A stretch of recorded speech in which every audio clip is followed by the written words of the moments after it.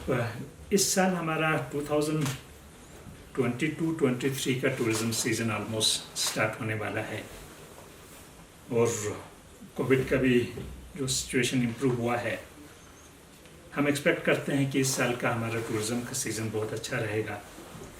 But tourism का एक अच्छा सीज़न का मतलब हमें बहुत सारी चीज़ों का ख्याल रखना होगा और हमारे लिए चैलेंज भी होगा।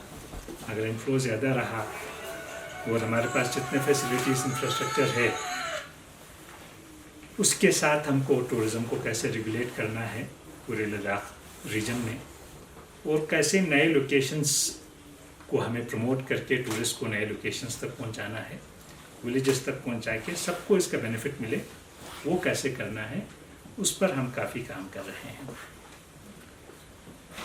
टूरिज़्म प्रमोशन के लिए हमने last year onwards Covid improve होते ही बहुत सारे इनिशिएटिव्स हमने लिए हैं। एक तो कुछ इनिशिएटिव्स जैसे जितने भी टूर एंड ट्रैवल मार्ट होते हैं, एक तो हमारा दुबई एक्सपो पहले हुआ था, पहले ही ब्रीफिंग में मैं आप लोगों को बता चुका हूँ, उसमें टूरिज़्म का अच्छा हमारा एक्सपोजर रहा था। और रिसेंटली हम outward travel mart OTM Mumbai में हम गए थे। उसमें हमारे लद्दाख से पूरे टूरिज़्म सेक्टर के जितने स्टेक होल्डर्स हैं, तो हमारे ऑलमोस्ट 36 स्टॉल्स हमने मुंबई में लगवाए थे टूरिज़्म पवेलियन लद्दाख में, और इतना अच्छा हमें रिस्पॉन्स मुंबई में देखने को मिला। तो इससे एक्सपेक्टेशन ये है कि हमारा डोमेस्टिक जो टूरिस्ट है उसका अराइवल बहुत ज़्यादा होगा, और लद्दाख जो पवेलियन था हमारे टूरिज़्म का, उसको न्यू डेस्टिनेशन का इस साल कल मुंबई टीम में फर्स्ट प्राइज़ भी मिला है। तो ये लद्दाख के लोगों के लिए और टूरिज़्म सेक्टर के स्टेक होल्डर्स के लिए एक बहुत बड़ी बात है। अब टूरिज़्म के साथ साथ हम last year onwards honourable LG के डायरेक्शन पे क्लीनलीनेस का एक ड्राइव हम चला रहे हैं, और वो क्लीनलीनेस हमें अब ऑलमोस्ट डेली बेसिस पे करना होगा। तो टूरिज़्म डिपार्टमेंट ने हमने इस साल सोचा है जहाँ पे फुटफॉल टूरिस्ट का ज़्यादा है वहाँ पे हम थोड़ा सा फुड टूरिज़्म डिपार्टमेंट भी मेंटेन करेंगे, क्योंकि लद्दाख में बहुत सारे लोकेशंस ऐसे हैं जो म्यूनिसिपल एरियाज़ में नहीं हैं, तो विलेजेस में ज़्यादा मैनेजमेंट नहीं है वेस्ट डिस्पोजल का, वेस्ट कलेक्शन का, वेस्ट को आपको कहाँ पे लेके जाना है, उसका सेग्रीगेशन कैसे करना है। तो टूरिज़्म कुछ स्पॉट्स पे इस साल हम टूरिज़्म डिपार्टमेंट की तरफ से हम मैनेज करने की कोशिश करेंगे, और साथ में रेगुलेशन के लिए टूरिस्ट फुटफॉल के बढ़ते ही उसमें बहुत सारी चीज़ें और भी आ जाते हैं। ह्यूमन बिहेवियर ऐसा होता है कि बहुत सारे लोग बहुत सारी लिबर्टी लेते हैं, उससे रिस्क भी होता है हर एक को, क्योंकि लद्दाख में रिवर भी है तो समर में बहुत फ्लो ज़्यादा होता है, और माउंटेनस रीजन में बहुत सारे लोग ये ऑफ रोडिंग करते हैं, बहुत सारे सेक्लूडेड एरियाज में जाते हैं, रिस्की भी होता है। तो हम पुलिस का भी कुछ जगहों पे मैनेजमेंट हम रखेंगे, पोस्ट रखवाने का हम सोच रहे हैं, और वो हम जल्दी करेंगे। तो अप्रैल के एंड तक हमारा ये सारे जितने भी प्रिपरेशन हमें करना है, प्लेसमेंट करना है, वो हम कर लेंगे। अब बॉर्डर टूरिज़्म को हम बढ़ावा देना चाहते थे। सिटीज़ में तो ऑलरेडी हमारे पास इंफ्रास्ट्रक्चर है, और जितने भी हमारे एंटरप्रेन्योर्स से लेकर इन्वेस्टर्स है सिटीज़ में इन्वेस्ट करते हैं इंफ्रास्ट्रक्चर में। बट बॉर्डर डेवलपमेंट के लिए लद्दाख एक ऐसा रीजन है जहाँ पे पॉपुलेशन बहुत ही स्केटर्ड है, बहुत ही कम है बॉर्डर एरियाज़ में।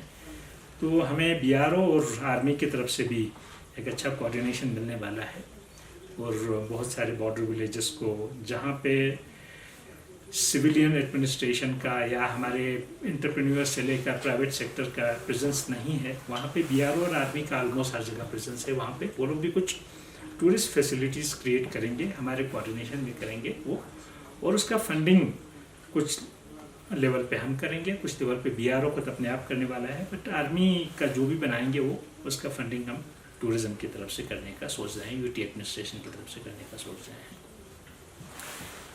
एक और चैलेंज हमारे लिए है, लद्दाख में जितने सारे होटल्स और गेस्ट हाउसेस हैं, अब नंबर्स हर साल बढ़ते जा रहे हैं, तो उनका भी जो लीगल मैनेजमेंट है वो बहुत ज़रूरी है। रजिस्ट्रेशन हर होटल को करना होगा, क्योंकि हम एक लॉफुल एक्टिविटी कमर्शियल करें, और प्रॉपर फैसिलिटीज़ जो एक टूरिस्ट को मिलना चाहिए, जिसके लिए आप चार्ज करते हो वो फैसिलिटीज़ मिले। तो मेरी रिक्वेस्ट सारे होटल और गेस्ट हाउस ओनर्स से, होटलियर्स से, और रेस्टोरेंट चलाते हैं, आपके बहुत सारे वे साइड आप कियोस्क्स हैं, आप टी स्टार चलाते हैं, ढाबा चलाते हैं, तो उनकी क्वालिटी हाइजीन बहुत अच्छा हो। तो इस साल उस पर भी हम बहुत जोर देने वाले हैं। तो लीगल जो फ्रेमवर्क है उसको हमें फॉलो करना होगा। लास्ट 2 साल में कोविड के टाइम में बहुत सारी चीज़ें नहीं हुआ है, बट इस साल से उसमें अब ज़्यादा रिलैक्सेशन नहीं होगा। तो हर एक को एक लीगली अबाइडिंग सिटीजन और एक एंटरप्रेन्योर बन के एक बिजनेस करना है तो with in the legal framework हमें करना होगा। तो लद्दाख के लिए बहुत ज़रूरी है, एलजी साहब का डायरेक्शन है कि सारे होटल्स, गेस्ट हाउसेस का प्रॉपर रजिस्ट्रेशन होना चाहिए। कुछ इश्यूज रजिस्ट्रेशन में अगर है एनओसी का, तो वो हम सॉर्ट आउट करने की कोशिश कर रहे हैं। तो ये एक मैं सभी को मैसेज देना चाहता हूँ आप लोगों के माध्यम से कि सारे इसको फॉलो करें। सेकेंडली, हम कल्चरल एकेडमी की तरफ से, जो हमारे कल्चर डिपार्टमेंट की तरफ से 2-3 चीज़ें हम कर रहे हैं। एक तो रिवाइवल ऑफ हम फेस्टिवल्स कर रहे हैं। बहुत सारे फेस्टिवल्स लद्दाख में ऑलमोस्ट एक्सटिंक्शन के उस पर कगार पे आ गया था। तो उसमें से एक हमारा लोसर का बहुत सारे गाँव में नहीं हो रहा है, उसको हम फिर से रिवाइव कर रहे हैं। इस साल कोविड की वजह से हम बहुत सारी जगह नहीं कर पाए, पर कुछ गाँव में हमने लोसर का किया था। सिमिलरली ममनी कुछ होता है पहले विंटर में फेस्टिवल्स, वो नहीं हो रहा था, वो भी हमने काफ़ी सारे गाँव में इस साल प्रोग्राम रखा था, बट लिमिटेड हमने एरियाज में किया है। तो आगे हम इनको बढ़ावा देंगे। सिमिलरली अभी रिसेंटली हमने जो नौरोज़ का, जो हमारे यहाँ पे बल्ती जहाँ पे पॉपुलेशन होते हैं वो लोग करते थे, तो इस साल तुर्तुक, तक्षी, बुगदांग और हरदास वगैरह में हमने वो किया है। तो ये वाले फेस्टिवल्स हम इनको बढ़ावा देंगे। जो ट्रेडिशनल फेस्टिवल्स लद्दाख में चलता था उसको हम प्रमोट करेंगे, उसको हम टूरिस्ट तक पहुंचा के। तो अल्टीमेट हमारा एम ये होगा कि टूरिस्ट को पहुंचाना होगा गांव-गांव में। रिसेंटली हमारा फिर फेस्टिवल स्टार्ट होगा आपका एप्रिकॉट ब्लॉसम का। उसके लिए भी हमारे फील्ड ऑफिसर्स ने प्रिपरेशन किया है। ऑलमोस्ट जहाँ जहाँ पे एप्रिकॉट होता है वहाँ काफ़ी सारे, हर गांव में तो नहीं कर सकते, 2-3 गांव को क्लब करके हम वो फेस्टिवल्स भी अप्रैल के महीने में वो प्लान कर रहे हैं। वो सारा डेट ऑलमोस्ट फिक्स हो चुका है उसका। एक बहुत ही हमारा इम्पोर्टेंट काम चल रहा है लिस्टिंग ऑफ हेरिटेज साइट्स और विलेज हिस्ट्री राइटिंग का। उसका ऑलरेडी काम कमिटीज़ बन चुके हैं। काम हेरिटेज लिस्टिंग में काफ़ी कुछ हो चुका है, बट हेरिटेज में मेरा एक रिक्वेस्ट पूरे लद्दाख के लोगों से, और लद्दाख में चाहे वो लद्दाख के लोकल हों या बाहर के हों, कंट्रैक्टर्स हों या कोई भी काम करने वाला हो, लद्दाख के कोने कोने में बहुत सारे पेट्रोग्लिफ्स हैं, हमारे शॉर्टन्स हैं, मनेस हैं, हिस्टोरिकल साइट्स हैं। बहुत जगह से मुझे रिपोर्ट आता है कि डिफेसमेंट हो रहा है। पेट्रोग्लिफ्स जो पत्थरों पे होते हैं, पत्थरों पे लिखा जा रहा है, तोड़ा जा रहा है। तो जहाँ जहाँ मेरे नोटिस में आता है वहाँ तो हम लोगों को बेच के वहाँ के जितने भी आपके पब्लिक रिप्रेजेंटेटिव्स हैं, गाँव के जितने भी सरपंच हैं या काउंसलर हैं या वहाँ के गोबा होते हैं, उनसे मिलके हम कोशिश कर रहे हैं कि इनको कैसे प्रिजर्व करें, इनका कैसे इनको हम सेफ रखें। तो अल्टीमेटली जहाँ जहाँ पेट्रोग्लिफ्स की बात है, पेट्रोग्लिफ्स हमारा हिस्ट्री है लद्दाख का, ये हज़ारों साल पुराने भी हैं। तो इन्हीं से लद्दाख कैसे इवॉल्व हुआ, लद्दाख में पॉपुलेशन कब आए, क्या हुआ, ये सारे पूरी एक कौम की हिस्ट्री, एक जगह की हिस्ट्री इन्हीं से हमें मिलती है। तो इनका प्रिजर्वेशन बहुत ज़रूरी है। जहाँ पे 1-2 पेट्रोग्लिफ्स हों, छोटे छोटे पत्थर हों, तो उनको हम वहाँ से लिफ्ट करके एक रॉक का वो बनाना चाहते हैं म्यूज़ियम। तो रॉक म्यूज़ियम में हम रख लेंगे, बट टिल देन ये हम सबकी रिस्पॉन्सिबिलिटी है, पब्लिक रिप्रेजेंटेटिव से लेकर गाँव के लोगों से लेकर जितने भी लद्दाख में आते हैं। जहाँ भी आप लोगों को लगे कि कहीं पे पत्थर पे कुछ लिखा हुआ है, तो वो हमारी हिस्ट्री है, उसको काइंडली आप लोग डिफेस नहीं करें, उस पत्थर को तोड़े नहीं और उस पर लिखे भी नहीं, कोई नाम नहीं लिखें, कोई कुछ नहीं लिखें। तो इस तरह के आजकल मुझे बहुत सारे सोशल मीडिया पे आते हैं देखने को। ये मेरा रिक्वेस्ट होगा। और हमारा जो आर्काइव्स एंड आर्कियोलॉजी कल्चर के अंदर डिपार्टमेंट है, कोशिश कर रहा है, क्योंकि डिपार्टमेंट अभी नया JNK के टाइम में बहुत छोटा था, अभी बन रहा है डिपार्टमेंट। तो होपफुली इसमें मुझे सबका सपोर्ट मिलेगा और ये हमारे जितने भी पेट्रोग्लिफ्स हैं और मनेस हैं, छोटन्स हैं, इनके साथ काइंडली आप लोग छेड़छाड़ नहीं करेंगे और जब तक हमारा कंप्लीट एक फ्रेमवर्क नहीं बनता, और बहुत जल्दी हम एक फ्रेमवर्क बनाना चाहते हैं उसका। कुछ लेबर का इश्यूज है। लेबर का तो मैं एक रिक्वेस्ट लेबर से लास्ट ईयर ऑनवर्ड्स में कर रहा हूँ। एक हमारा अपना building and other construction workers welfare board है, उसमें रजिस्ट्रेशन करते हैं, उससे उनको बहुत सारे बेनिफिट मिलता है। वो करें जितने भी हमारे लद्दाख के हैं, और उनको हर साल रिन्यू करना होता है। सेकंड, एक ई श्रम वेबसाइट है गवर्नमेंट ऑफ इंडिया का, उस पर चाहे वो माइग्रेंट लेबरर हो, चाहे वो लद्दाख का लेबरर हो, सबको कंपल्सरीली आप लोगों को करना होगा। इससे आप लोगों को एक बहुत सारे बेनिफिट, एक ही बेनिफिट नहीं है, जितने सोशल सिक्योरिटी बेनिफिट्स हैं वो सारे बेनिफिट मिलते हैं। एक रजिस्ट्रेशन आप कहीं पे भी बैठ के आप अपने आप भी कर सकते हो। वेबसाइट बहुत इजी है, उसमें 2-3 डॉक्यूमेंट चाहिए आपको, आधार कार्ड और ये सब चाहिए। वो रजिस्ट्रेशन करेंगे तो आप लोगों को बहुत इससे बेनिफिट मिलेगा। तो ब्रीफिंग में मैं इतना ही बोलूँगा, बाकी आप लोगों के लिए फ्लोर इज ओपन। डेडलाइन देखो, जब भी कोई आप इसमें 2-3 कैटेगरीज हैं। बिलो 6 रूम्स, जहाँ पे गेस्ट हाउसेस में 6 रूम से कम है, उसके रजिस्ट्रेशन में आप लोगों को पोल्यूशन कंट्रोल बोर्ड की एनओसी की ज़रूरत नहीं है। तो सेकेंडली, इवन आपका म्यूनिसिपैलिटी से हाइट का भी मुझे लगता है उसमें ज़्यादा इशू नहीं होगा, मिल जाएगा आप लोगों को। ठीक है, छोटे हैं तो 3-4 रूम का, तो उनमें इशू नहीं होना चाहिए। इशू कहाँ हो रहा है? इशू आपका जब आप बड़े होटल बनाते हैं, 19 रूम्स एंड अबव का आपका STP होना आजकल मैंडेटरी है। The honourable high court JNK Ladakh का ऑर्डर है कि जितने भी होटल्स हैं जिनका 6 रूम से अबव आपके अगर अकोमोडेशन फैसिलिटी है, तो उसमें आपको पोल्यूशन कंट्रोल बोर्ड का NOC चाहिए। और प्लस आपको म्यूनिसिपल एरिया में जो है, जितने आपके नोटिफाइड एरिया में है, उसमें म्यूनिसिपैलिटी से आपको NOC चाहिए कंसेंट टू ऑपरेट का। तो ये दो बहुत इंपॉर्टेंट है। इन दो में थोड़ा सा कुछ नए होटल्स का इशू होगा, शायद वो बायलॉस भी बना रहे हैं हमारे अर्बन वाले, तो वो भी सॉर्ट आउट हो जाना चाहिए। कुछ केसेस पेंडिंग हैं टूरिज्म के पास, जहाँ पे पोल्यूशन कंट्रोल का भी अब वो बोर्ड भी शायद रिकॉन्स्टिट्यूट हो रहा है, तो वो हम अपने लेवल पे बहुत कंसर्न डिपार्टमेंट्स के साथ टेकअप कर रहे हैं। तो बट मोस्टली 80 to 90% जो है उसमें कोई इशू नहीं होना चाहिए पोल्यूशन कंट्रोल बोर्ड का, और इवन हाइट का भी कोई इशू नहीं होना चाहिए। तो उनका रजिस्ट्रेशन आप कर भी सकते हो और उसका रिन्यूअल भी कर सकते हो। जो डॉक्यूमेंट वो छोटा आपको एप्लीकेशन देना एक फॉर्मेट में ऑलरेडी है, तो उसको हम रिवाइज कर रहे हैं, और रिवाइज अगर करने की ज़रूरत है उसको रिव्यू कर लेंगे, थोड़ा सा रिवाइज करके उसमें क्या डॉक्यूमेंट चाहिए बहुत जल्दी मैं सबको इन पब्लिक भी आपको बता दूंगा। वो मैंने डिपार्टमेंट को बोला है, तो सारे हम अपनी वेबसाइट्स पे डाल देंगे क्या रिक्वायरमेंट है एक रजिस्ट्रेशन के लिए। वो रजिस्ट्रेशन हर एक को करना होगा। अगर रजिस्ट्रेशन नहीं आप करेंगे तो आपका इलीगल होगा, इसको हम कभी भी सील कर सकते हैं, और कुछ इस इंसिडेंट होता है तो उसमें सारे फंस जाएंगे फिर, तो लीगल, इसलिए रजिस्ट्रेशन करना बहुत जरूरी है। This process is going to be online, sir? This process soon we will have a website also. हमारा वेबसाइट बनने वाला है टूरिज्म का, ऑलमोस्ट फाइनलाइज हो रहा है, 1 महीने तक वो बन जाएगा, 1 महीने में। उसके बाद हम ऑनलाइन कर देंगे, but as on date online नहीं है। और most of the people know कि इसका प्रोसीजर क्या है। अप्लाई करना है तो डिपार्टमेंट उससे डॉक्यूमेंट्स मांगते हैं, क्या क्या देना है आपको, वो देंगे। देना रेडीज हमारे जो ले करगिल में बैठे हैं वो रजिस्ट्रेशन करते हैं इसका। रजिस्ट्रेशन फी बहुत नॉमिनल है, रजिस्ट्रेशन फी कोई ज़्यादा, इवन रिन्यूअल फी भी वही है nominal. Guest houses 6 room and below के लिए तो बहुत कम है। कितना वो आपको मैं एग्जैक्ट नहीं बता पाऊंगा, बट बहुत नॉमिनल फी है। इवन बड़े होटल के लिए भी एनुअल फी 600-700 रुपये होगा, उससे ज़्यादा नहीं होगा, नॉमिनल फी होगा इसका। तो ये जो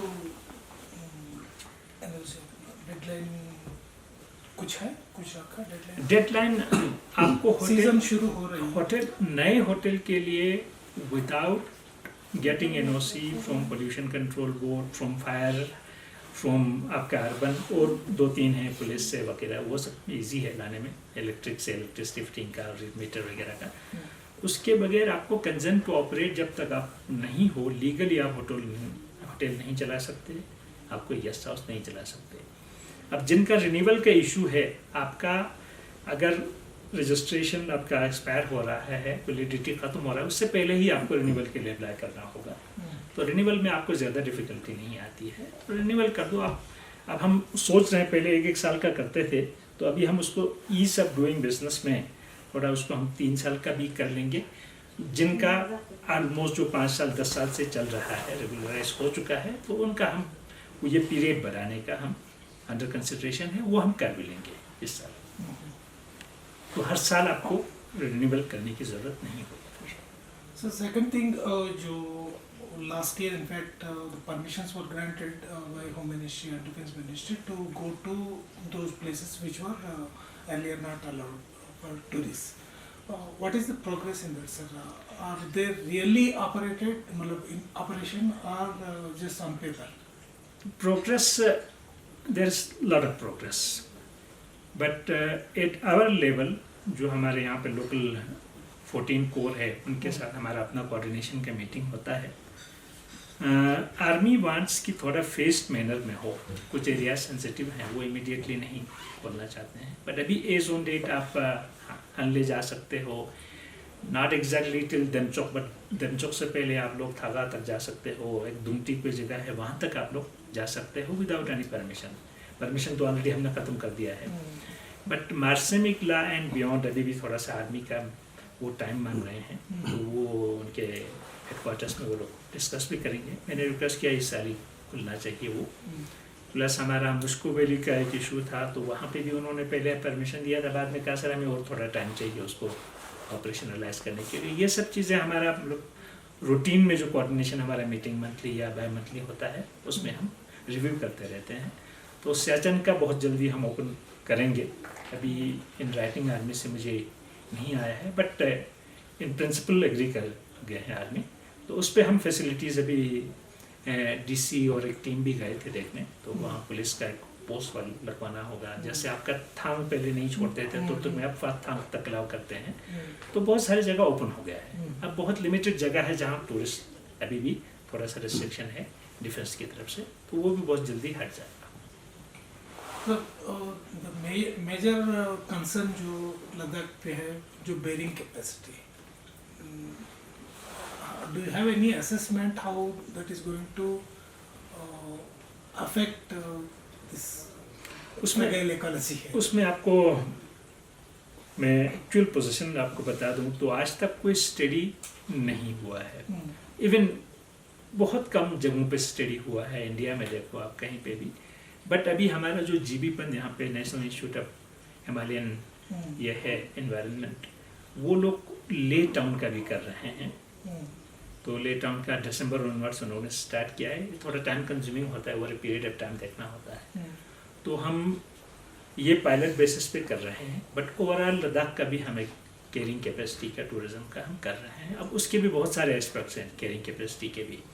एक आपका इंफ्रास्ट्रक्चर का है, कितनी इंफ्रास्ट्रक्चर है कि आप टूरिस्ट को आप हैंडल कर सकते हो।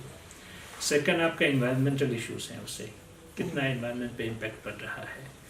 इन्वायरमेंट प्लस आपका अपर इन्वायरमेंट प्लस नीचे ग्राउंड वाटर का लेवल आपका कितना रिड्यूस हो रहा है, उससे पोल्यूशन कितना फैल रहा है, रिवर्स में कितना फैल रहा है, वैलीज में कितना फैल रहा है। तो सिंगल यूज़ प्लास्टिक पे तो ऑलरेडी बैन है, एक कमेटी भी स्टेट लेवल का बना हुआ यूटी लेवल का, तो वो मॉनिटर करते रहता है। और अब यूटी लेवल पे स्वच्छ भारत का भी एक कमेटी बना है अभियान का भी, तो वो भी मॉनिटर करेंगे through out Ladakh. Honourable H G का ये है कि कहना कि गांव तक सफाई होनी चाहिए, सिर्फ ओनली टाउन्स में सफाई नहीं होना चाहिए। तो इसलिए पूरे लद्दाख को हम चाहते हैं कि लद्दाख इंडिया में नंबर बनाए क्लीनलीनेस में, और वो हम कर भी सकते हैं अगर हमें सबका कोऑपरेशन मिले और support. Finally, from my side, yes, the efforts which you are taking to shift this tourism to rural areas is being hijacked by the taxi unions and hotels here. How we are going to manage this? There are various ways. Every stakeholder has to understand his role. Taxi union का भी हमने बहुत सारे मैंने meeting किया है, taxi वालों के साथ भी, होटल वालों के साथ भी। तो एक अच्छा कोऑर्डिनेशन होना चाहिए, एक अच्छा इम्प्रेशन होना चाहिए। आपका वन टाइम बिजनेस नहीं है। अगर आपको टैक्सी चलाना है तो आपको पूरे लद्दाख में आपका एक बिजनेस है, वो बहुत बड़ा। होटल चलाना है तो एक बहुत बड़ा बिजनेस है। और हम ये नहीं चाहते कि सिटी का टूरिज्म रोक के हम रूरल जगहों पे हमको टूरिस्ट को ले जाएं। हम ये चाहते हैं कि एक टूरिस्ट लद्दाख आते हैं तो आज की डेट में वो 5 दिन रुकता है, हम चाहते हैं कि वो 10 दिन रुके, वो ले भी देखे, लेके इन एंड अराउंड जितने प्लेसेस टूरिस्ट हैं वो देखें, कारगिल देखें, कारगिल के इन एंड अराउंड देखें, और साथ में गांव भी चला जाए, जास्कार चला जाए, द्रास चला जाए, चंफा चला जाए, नुब्रा चला जाए। तो हमारा एम्फेसिस ये है, जहाँ पे भी हम प्रमोट करते हैं हम ये कहते हैं कि लद्दाख में आपको मिनिमम 15 डेज़ के लिए आना है। मुझे फ़ोन भी आता है बहुत सारे लोगों का, तो मैं कहता हूँ लद्दाख 5 दिन का तो कोई मतलब नहीं है लद्दाख आने का, आप 15 दिन के लिए आ जाओ, 20 दिन के लिए आ जाओ, even 20 days is not enough for Ladakh देखने के लिए। तो पर्पस यही होता है, और टूरिस्ट का भी देखो इमीडिएट इम्पैक्ट नहीं होगा, बट वो over a period of time ऐसे ही हो जाता है। आपको अभी कोई यूरोप भी घूमने जाता है तो 1 महीने का प्रोग्राम बना के जाता है, वो 5 कंट्रीज घूम के आएगा यूरोप का, एक ही आपको वीज़ा लेना होता है।